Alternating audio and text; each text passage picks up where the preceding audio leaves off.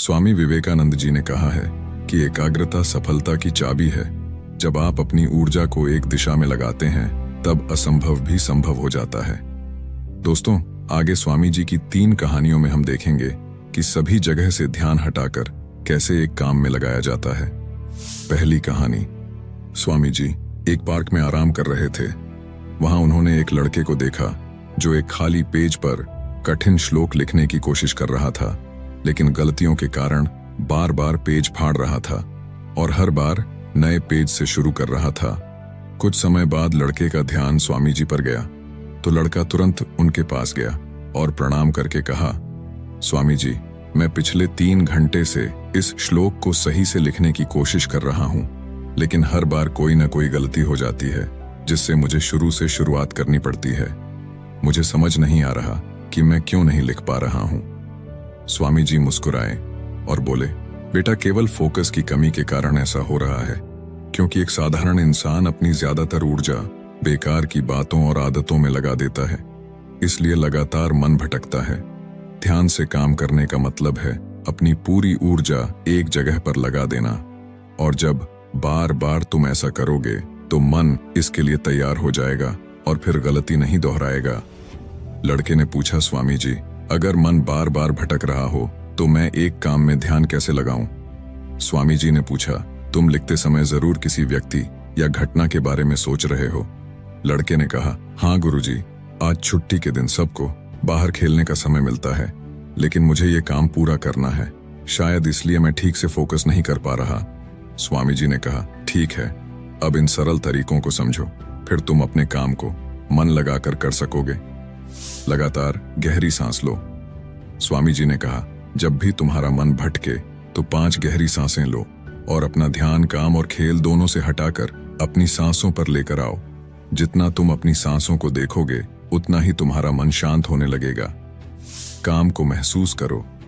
जब तुम लिख रहे हो तब सब कुछ बारीकी से महसूस करो, जैसे पेन तुम्हारे हाथ को छू रही है, और लिखते समय जो आवाज हो रही है उसे भी ध्यान से सुनो।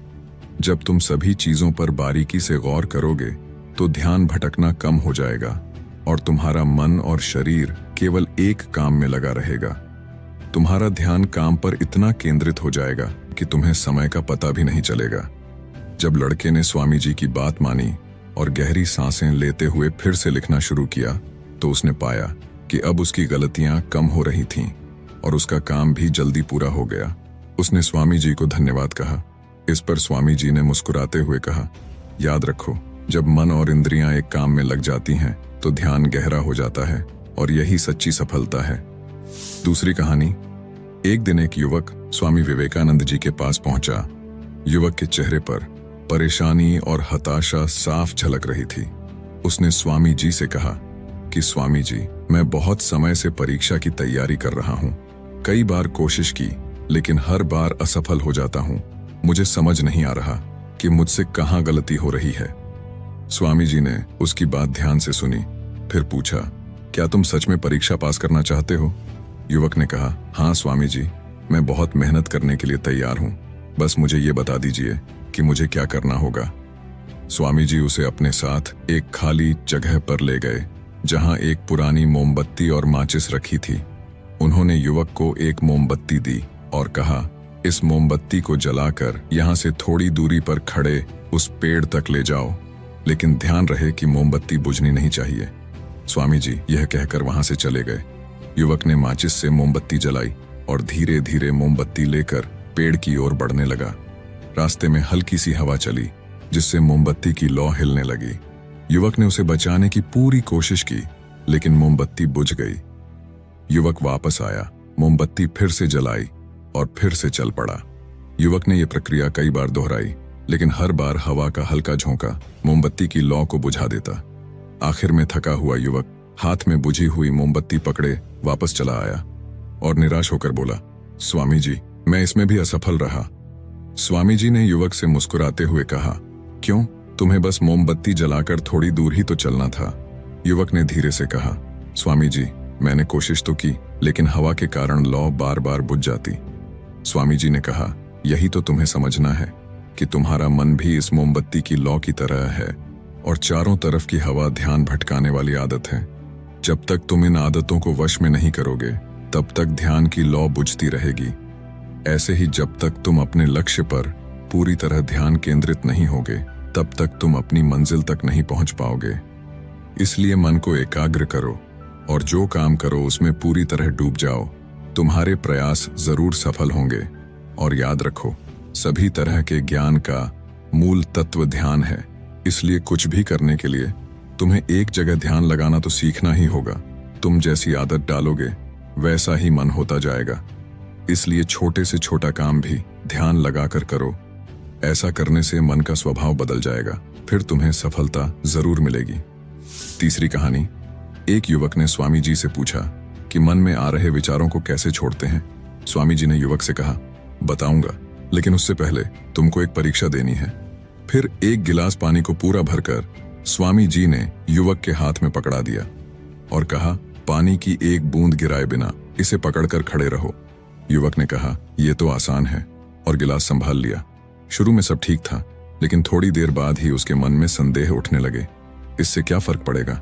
आखिर कितनी देर तक मुझे ऐसे पकड़े रहने होगा?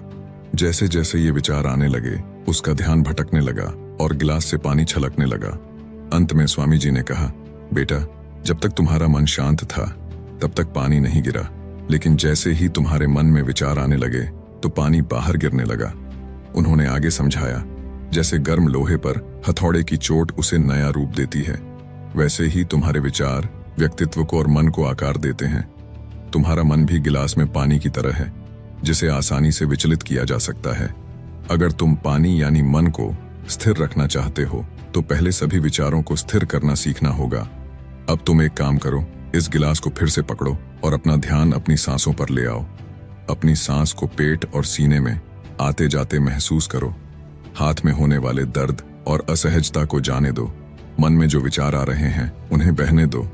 खुद को याद दिलाओ कि तुम विचार नहीं हो, बल्कि उन्हें दूर से देखने वाले इंसान हो। ऐसा याद रखने से विचार आकर चले जाएंगे, लेकिन मन को विचलित नहीं कर पाएंगे। थोड़ी देर तक युवक ने इस अभ्यास को जारी रखा और गिलास से एक भी बूंद गिराए बिना खड़ा रहा। स्वामी जी ने कहा, इस तरह ध्यान से अभ्यास करते रहो। धीरे धीरे तुम्हारा मन शांत होने लगेगा और तब कोई भी कठिन काम करना तुम्हारे लिए स्वाभाविक हो जाएगा। इसके बाद वो युवक स्वामी जी को धन्यवाद कहकर घर लौट गया। दोस्तों, अगर इस कहानी ने आपकी किसी भी उलझन को सुलझाया है तो हमें कमेंट्स में जरूर बताओ, और वीडियो को लाइक करके एक ऐसे दोस्त को शेयर करो जिसके जीवन में ये वीडियो काम आ